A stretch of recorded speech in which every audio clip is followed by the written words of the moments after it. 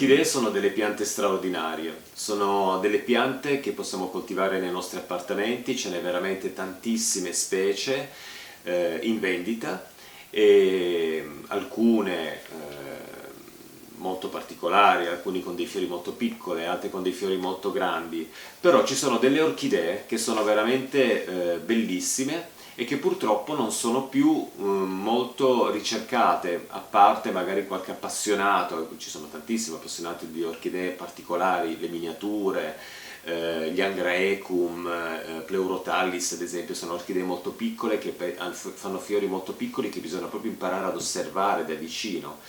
E ci sono poi delle orchidee, Cattleya, Cymbidium e Paphiopedilum, che hanno avuto un grande successo negli anni 60-70 e poi grazie alla moda, questa cosa terrificante che propone delle cose a volte molto belle, però mette sempre nel dimenticatoio quello che è stato messo in commercio 5 minuti prima in favore sempre di un qualcosa di nuovo.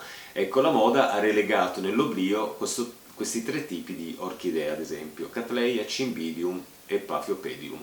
Io volevo parlare oggi dei Paphiopedilum perché proprio per dargli di nuovo un po' per far conoscere un po' questa bellissima orchidea, perché effettivamente ci troviamo davanti a un qualcosa di straordinario, probabilmente la più bella orchidea asiatica, il Paphiopedilum, proprio per il suo portamento che è sempre un pochettino grezzo, ma ha delle foglie meravigliose che si dividono in due tipi e dei fiori che potete vedere qui sul tavolo, poi dopo più vicino con la telecamerina, che sono straordinari. Io ho preso degli appunti, più che altro mi sono fatto una scaletta per non dimenticarmi le cose di cui voglio parlarvi in questo video, visto che parliamo del Paphiopedilum. Paphiopedilum è stato coltivato tantissimo negli anni 70 e 80, anni 60 e 70, come fiore reciso, il Paphiopedilum insigne. Poi sono arrivati altri ibridi e quindi si è allargato ancora di più il mercato di queste piante. In natura vivono un centinaio di specie di Paphiopedilum e sono orchidee, senza naturalmente contare tutti gli ibridi che sono stati fatti, incroci, ibridi eccetera. Sono orchidee che vivono nel sud-est asiatico. Possiamo trovare in natura i Paphiopedilum nella Cina, credo nella Cina meridionale, in Thailandia, nel Borneo ci sono delle specie che sono straordinarie, nel Laos, Vietnam, Cambogia, nel sud-est asiatico appunto, questo luogo molto caldo per certi versi, però queste sono orchidee che in natura vivono dalle pianure collinose fino ad altezze abbastanza elevate nelle montagne e quindi non vanno coltivate tutte nello stesso modo. Dopo parliamo della coltivazione dei Paphiopedilum.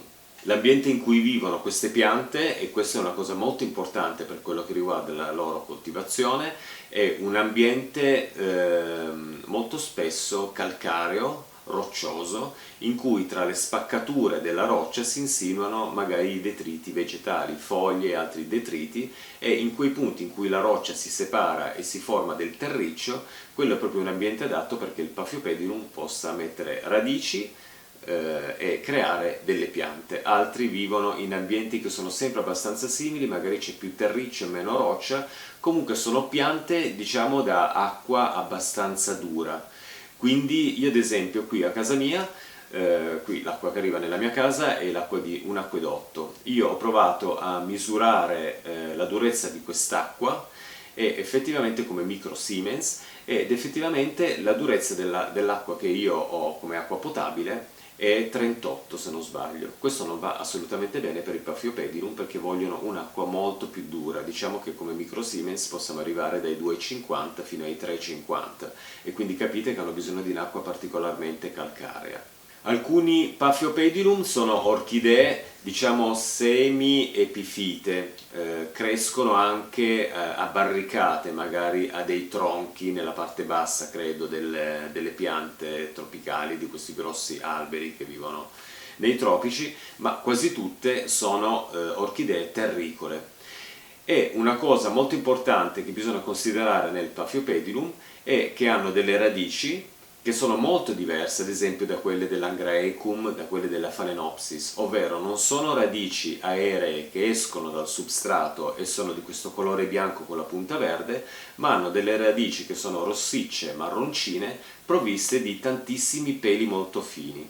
Ecco, e questo ci fa capire che sono delle orchidee che bisogna sempre mantenere umide, non bisogna mai lasciare asciugare il terriccio dei Paphiopedilum. Se ogni tanto sbaglio dico Phalaenopsis, può esserci perché ho in testa tante cose da dirvi e quindi a volte magari posso confondermi.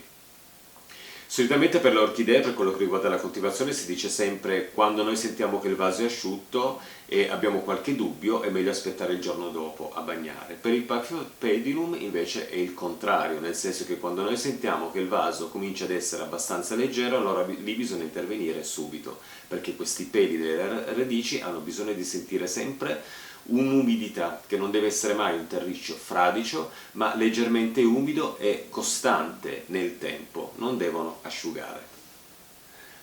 Ci sono anche delle cose molto importanti da considerare, che è quello proprio di coltivare le nostre piante in base proprio al tipo di foglia, proprio per una questione di temperatura, ovvero le foglie che noi troviamo nelle piante che abbiamo acquistato di colore verde a fiore singolo, solitamente sono piante che hanno bisogno di una temperatura non tanto calda, quindi gradiscono delle temperature più fresche nella coltivazione. I Paphiopedilum con foglie macchiate a fiore singolo, invece, hanno bisogno di una temperatura intermedia, quindi le si può coltivare anche in temperature, in stanze in cui abbiamo un riscaldamento, mantenendo però una certa umidità dell'aria in modo da rinfrescare un pochettino l'aria. Altri Paphiopedilum invece che hanno delle foglie verdi ma creano una successione di fiori, nel senso sullo stesso stelo c'è tutta una serie di fiori, ecco queste invece vogliono un ambiente molto caldo, sono orchidee da umidità abbastanza alta e una temperatura anche abbastanza alta, quindi possiamo tranquillamente tenerle in stanze in cui d'inverno riscaldiamo col termosifone, però ricordiamoci che bisogna mantenere anche una certa umidità, quindi possiamo coltivarle ad esempio in un grande vassoio con l'argilla espansa in cui c'è uno strato di acqua che non è a contatto con la base del vaso. Quest'acqua evapora con il calore della stanza e crea una certa umidità. Volendo possiamo anche nebulizzare un pochettino, ma ricordiamoci che l'acqua sui fiori potrebbe macchiarli e i Paphiopedilum non gradiscono assolutamente avere dell'acqua che poi con la bagnatura delle foglie si insinua poi in mezzo alle foglie, nelle parti più chiuse, perché può creare delle marcescenze. Quindi i Paphiopedilum a foglia verde con a fiore multiplo sono piante abbastanza difficili da coltivare. Andiamo magari su quelle semplici, ibridi americani tipo questo, che hanno le foglie verdi, vogliono un ambiente un po' più fresco, così possiamo anche metterle, non lo so, all'interno di un condominio, nella nostra casa, se abbiamo una scala nel pianerottolo ben illuminata, possiamo anche sistemarle lì e sicuramente queste piante ne trarranno un grande beneficio. Adesso mi avvicino per farvi vedere queste piante che ho portato qui in questo tavolino in salotto, perché volevo farvi vedere un po' la differenza delle foglie, anche le differenze del fiore, e in più qui in mezzo ci sono delle chicche, ovvero per quello che riguarda il Paphiopedilum insigne e il Paphiopedilum pinocchio, di cui vi parlerò adesso avvicinandomi con la telecamera. Ecco, questo che potete vedere qui è un Paphiopedilum, è un ibrido di Paphiopedilum con questo nome veramente assurdo, Succaculi. Comunque potete vedere che anche le sue foglie sono delle foglie macchiate, non sono totalmente verdi, e questa pianta mi fa capire, avendo un fiore singolo con foglie macchiate, che è una pianta di ambiente un po' più caldo, quindi gradisce delle temperature un pochettino più calde. Qui potete vedere che il fiore è abbastanza molle, non è proprio, nonostante sia in salute, è molle. E questo perché? Perché quando ho acquistato questa pianta ho scoperto, l'ho rinvasata subito in inerti, lapillo e pomice, ho scoperto che praticamente questa pianta è totalmente senza radici. Avrà avuto, credo, un danno di coltivazione o è stata messa così all'interno del vaso della vendita, Però la pianta si mantiene comunque in salute. Adesso con questo strato di inerti cercherò di fargli fare delle nuove radici. Da quello che ho capito, il Paphiopedilum succaculi, nella specie tipica, è una pianta che molto spesso, ho letto su internet esperienze di altri coltivatori, si presenta in vendita molto spesso senza le radici. E i Paphiopedilum, anche se non hanno le radici, ma sistemati in un substrato adatto, riescono poi a crearle e nonostante mantengono comunque le foglie e anche il fiore. Non so se arrivano a fiorire quando non hanno le radici, ma non mi stupirei perché sono delle orchidee che se coltivate bene sono anche molto robuste. Questo è il Paphiopedilum succaculi, un ibrido di succaculi. Questo Paphiopedilum è un Paphiopedilum delenati, acquistato su internet. L'ho trovato veramente ad un prezzo abbastanza basso perché solitamente è un prezzo molto alto, diciamo sui 25-30 euro. Io l'ho trovato veramente ad un prezzo molto basso. L'ho acquistato perché il retro delle foglie è di un viola molto scuro e le foglie si presentano macchiate, quindi anche questo è un Paphiopedilum da temperatura intermedio calda, intermedia diciamo, quindi non particolarmente fredda. Quello che mi piace di questo Paphiopedilum, che è il Delenati, e che crea dei fiori bianchi con questo labello a sacco sul rosa, e da quello che ho letto, se non sbaglio, dovrebbe essere anche un Paphiopedilum profumato, con questo lieve profumo, credo, dolciastro, quindi mi ha attirato tantissimo proprio questo, il fatto di avere un Paphiopedilum profumato, perché solitamente i fiori dei Paphiopedilum non hanno il profumo. Questo invece è un Paphiopedilum Pinocchio, un Paphiopedilum che presenta delle foglie verdi, vedete che sono totalmente verdi, ha questa crescita floreale. Qui c'era un fiore che è caduto, ma quello che contraddistingue il Paphiopedilum Pinocchio,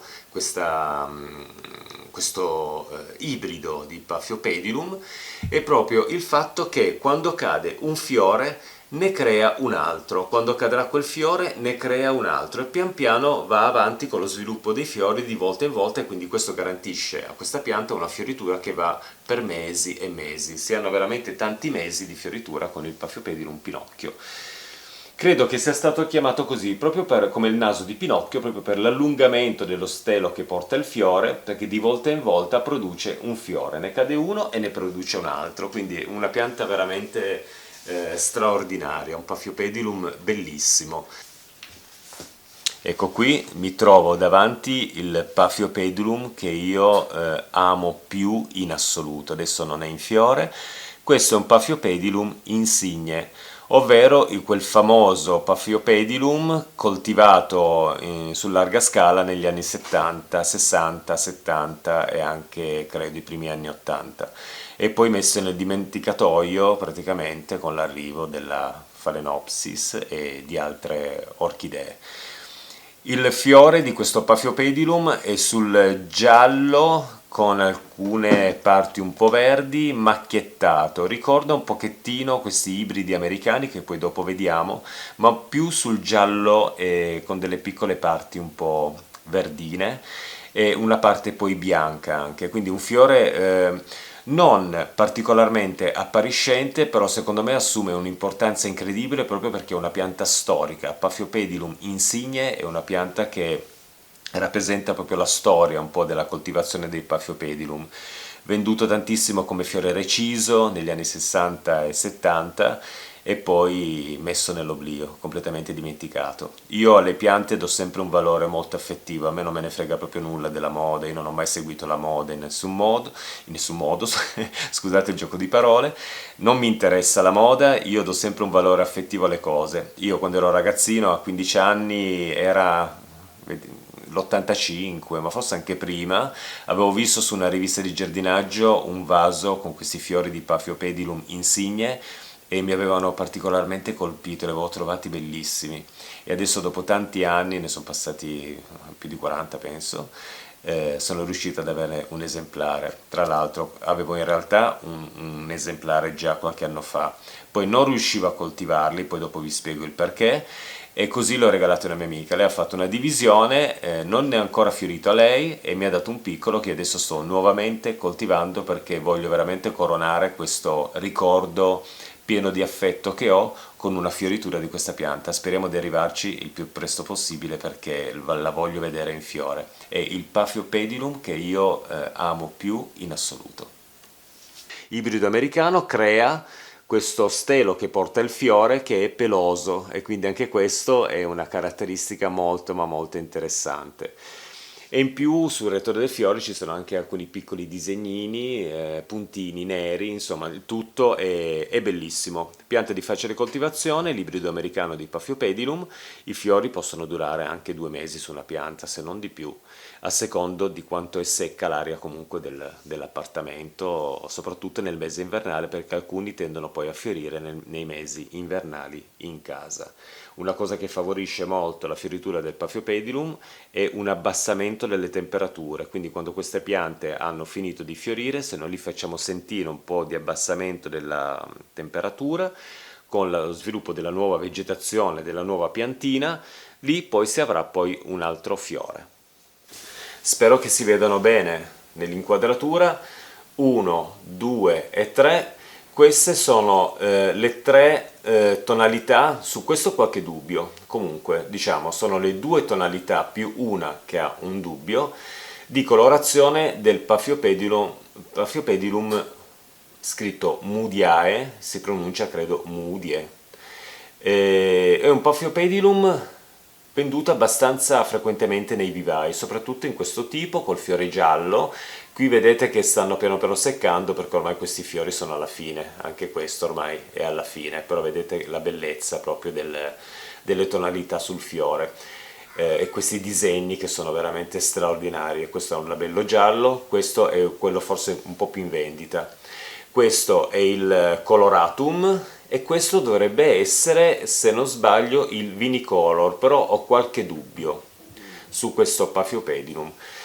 Foglie macchiate di verde chiaro e verde scuro e quindi fiore singolo, e questo ci fa capire che sono orchidee di clima intermedio caldo e quindi non teniamole in una stanza non riscaldata al freddo, altrimenti si sviluppano con lentezza. Teniamole ad una temperatura che sia ottimale poi d'inverno, anche con un riscaldamento lontano assolutamente dalle fonti di calore, però in una stanza che non sia fredda. Sono piante che vogliono proprio una temperatura intermedio calda per un buon sviluppo. Creano questi steli molto lunghi con un fiore in cima, fiore singolo, e sono straordinari. Mi spiace di non farveli vedere quando li avevo acquistati, questo e questo avevano una fioritura molto più aperta, adesso pian piano questo fiore sta andando giù. Anche questo invece di nuova apertura, guardate che bello, e stanno già creando una nuova vegetazione, quindi aspetterò 1 o 2 anni poi per vedere una nuova fioritura. Bene, eccoci a parlare della coltivazione del Paphiopedilum, una pianta che deve essere coltivata con attenzione, è una pianta facile da coltivare, ma con attenzione. Piuttosto che coltivare tutte nello stesso modo, coltiviamole ognuno con le proprie attenzioni. Questo garantisce il successo dei nostri Paphiopedilum.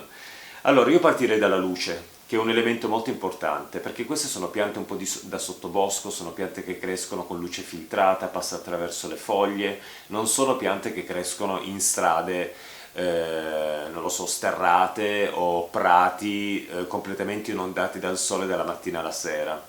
Queste sono piante tropicali, quindi immaginate la potenza del sole in quei posti. Sono piante che vivono appunto nel sottobosco, umido, ombroso, sono piante che richiedono veramente non tanta luce, quindi è per quello che sono ottime piante da appartamento. Però l'illuminazione deve essere diffusa e deve essere indiretta ma abbastanza forte, diciamo, una buona illuminazione indiretta. Quindi una finestra esposta a est è l'ideale per queste piante. Una finestra esposta a sud deve essere poi in primavera ed estate schermata magari con una tendina o qualcosa che filtra un po' i raggi solari. Se abitiamo nel sud Italia dove tutto è molto più forte, ad esempio come temperature, come illuminazione solare, ed altro, allora cerchiamo di tenerle assolutamente non al sole, ma sempre in luce indiretta. Per quello che riguarda l'umidità, queste piante si distinguono in due tipi, ovvero quelle che arrivano da zone subtropicali, zone in cui non ci sono temperature molto elevate, le precipitazioni sì, ci sono anche lì, tipo Nepal, la Cina, in alcuni posti molto piovosi vivono i Paphiopedilum, però gradiscono già un'umidità leggermente inferiore. Quelli invece tropicali, che arrivano dal Borneo, Laos, Cambogia ed altri posti veramente molto, ma molto, Vietnam, posti molto caldi e umidi, questi gradiscono un'umidità un po' più accentuata. Solitamente sono piante che sarebbe meglio coltivare magari sopra un grande vassoio in cui c'è un buon strato di argilla espansa con dell'acqua che non deve andare a contatto con la base del vaso. Per evaporazione quest'acqua crea un ambiente umido alla nostra pianta. Ricordo di non coltivare queste piante vicino alle fonti di calore, è meglio un ambiente che sia caldo ma non vicino ad una fonte proprio di calore. Se utilizziamo come riscaldamento una stufa a pellet che secca tanto l'aria, ricordiamoci proprio di coltivarle in un modo da garantire un po' più di umidità. Ricordiamoci che i Paphiopedilum non vogliono assolutamente essere bagnati sulle foglie, questo accade in natura, però in natura è tutto regolato in maniera perfetta, in coltivazione è regolato da noi e quindi bisogna fare molta attenzione, non gradiscono assolutamente acqua all'interno delle loro foglie, quindi occhio alle bagnature, ma dopo ne parliamo delle bagnature. Anzi, parliamone subito delle bagnature.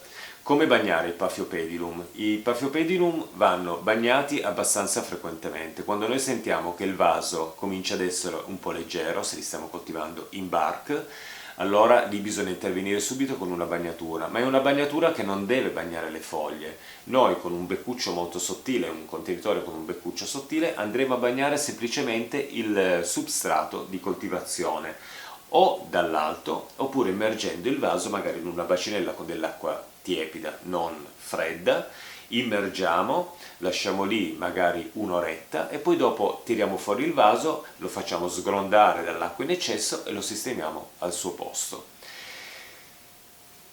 Il fatto che i Paphiopedilum vogliono un'umidità abbastanza accentuata del terriccio, non vogliono assolutamente asciugare, quindi ricordiamoci di non fare mai asciugare i Paphiopedilum, proprio perché vogliono questa umidità nel terriccio. Ricordiamoci che il terriccio non deve essere mai fradicio, un terriccio sempre troppo bagnato crea delle marcescenze, le piante perdono le radici perché marciscono e quindi rallentano la crescita.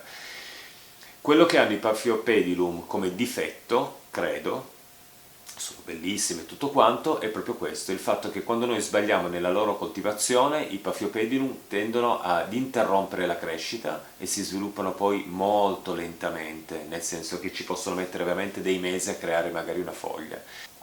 Quale terreno è adatto ai Paphiopedilum? Io ad esempio, seguendo il canale di Daniele Aringoli o Aringoli, lui spiegava nel suo canale che coltiva i Paphiopedilum in inerti, ovvero lapillo, pomice e mi sembra anche forse argilla espansa, proprio perché lui non riesce a gestire bene il bark nella coltivazione delle orchidee, perché il bark tende a inumidirsi tanto e più passa il tempo più non rilascia più l'acqua, quindi tende a rimanere sempre troppo umido. Io ho lo stesso problema di Daniele, anche io per quello che riguarda il Paphiopedilum non sono mai riuscito a gestire il bark. Per altre orchidee sì, perché vanno lasciate asciugare magari bene, mentre loro non devono asciugare e quindi c'è il rischio sempre che il bark rimanga poi troppo bagnato, soprattutto se coltiviamo queste piante in grossi vasi. I Paphiopedilum andrebbero sempre coltivati in vasi non troppo grandi. Ma questo, coltivati in vasi anche piccoli, vuol dire asciugatura abbastanza veloce del substrato e loro non devono asciugare. E io avevo questo problema, nel senso li bagnavo troppo e quindi mi ero accorto che le radici tendevano proprio a marcire, per quello che poi le avevo regalate alle mie amiche e le ho detto senti io non riesco a coltivarli, ma in realtà adesso con l'utilizzo pomice e lapillo vulcanico devo dire che sto ottenendo dei risultati molto buoni, soprattutto perché grazie al canale di Daniele Aringoli ho sperimentato su queste piante la coltivazione con il laccetto che pesca per capillarità l'acqua dal sotto del vaso e la porta poi nel substrato composto di inerti. In questo modo io le piante non le bagno più, andrò a bagnare, a riempire semplicemente la parte di plastica che contiene l'acqua con il laccetto o la corda, quella che noi vogliamo mettere per portare per capillarità l'acqua nel substrato. E in questo modo vedo che i risultati sono buoni perché il substrato di inerti si mantiene sempre umido, ma mai eccessivamente umido e non asciuga più. E quindi in questo modo vedo che l'Insigne, ad esempio, ha prodotto già delle nuove foglie e addirittura qui c'è un Paphiopedilum che non so cosa sia, lo scoprirò nella fioritura, sta producendo un piccolo fiore. Quindi devo dire che la coltivazione in inerti per il Paphiopedilum è veramente spettacolare e di questo io ringrazio Daniele Aringoli. Possiamo comunque coltivare il Paphiopedilum in bark, ma attenzione alle bagnature, quindi facciamo attenzione, utilizziamo per il Paphiopedilum sempre un bark di pezzatura non grossa, ma medio-piccola, perché il bark a pezzatura grossa si asciuga veramente ad una velocità incredibile, quella a pezzatura medio-piccola tende ad asciugarsi con un po' più di difficoltà perché rimane più compatto come substrato.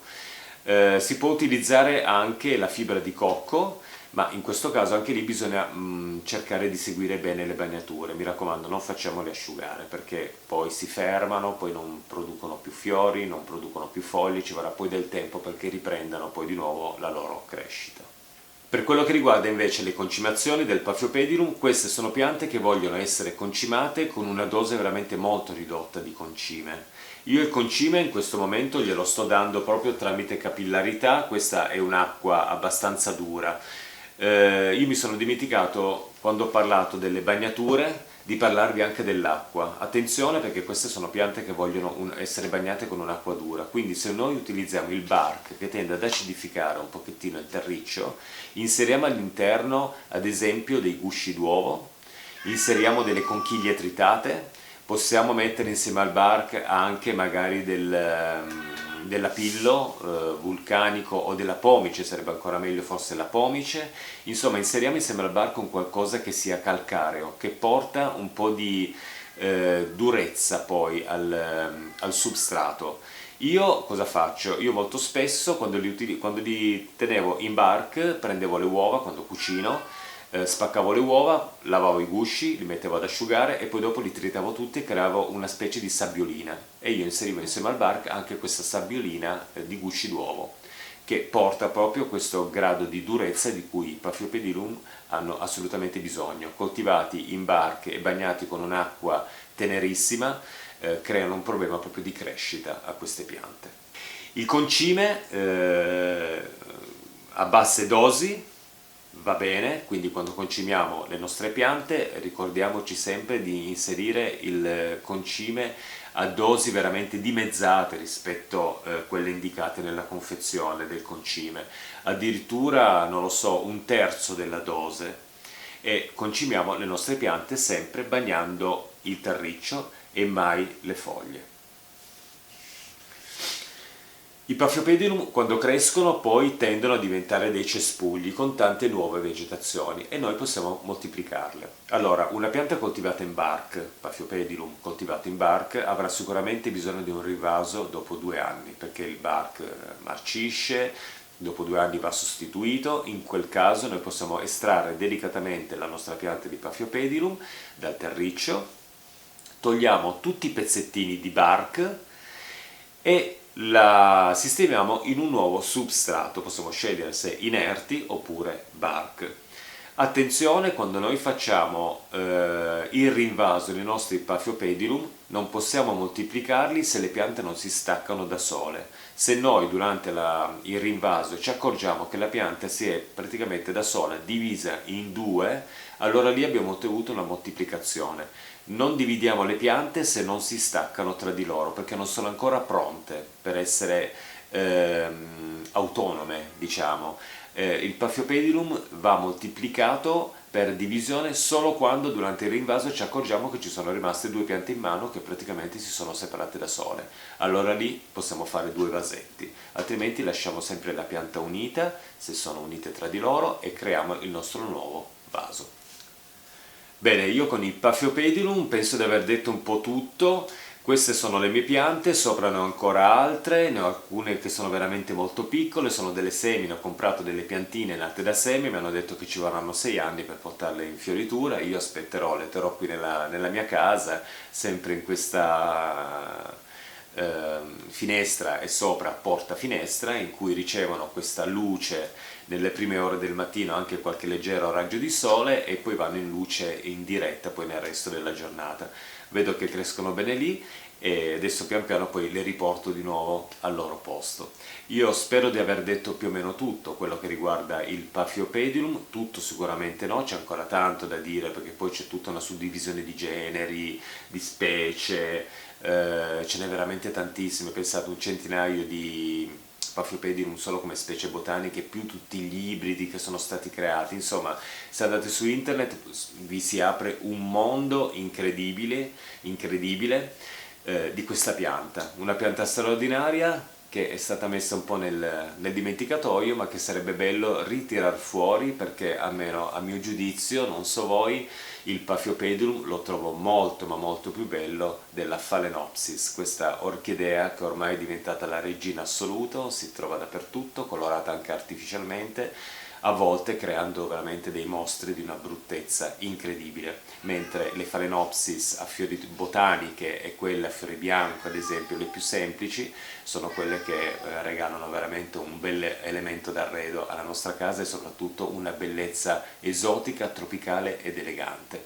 Loro, i Paphiopedilum, sono un pochettino più grezzi, hanno questi fiori cerosi, hanno un aspetto un po' più selvaggio rispetto alla Phalaenopsis, però io penso che si meritano veramente di tornare ad essere veramente amate da chi ama le orchidee.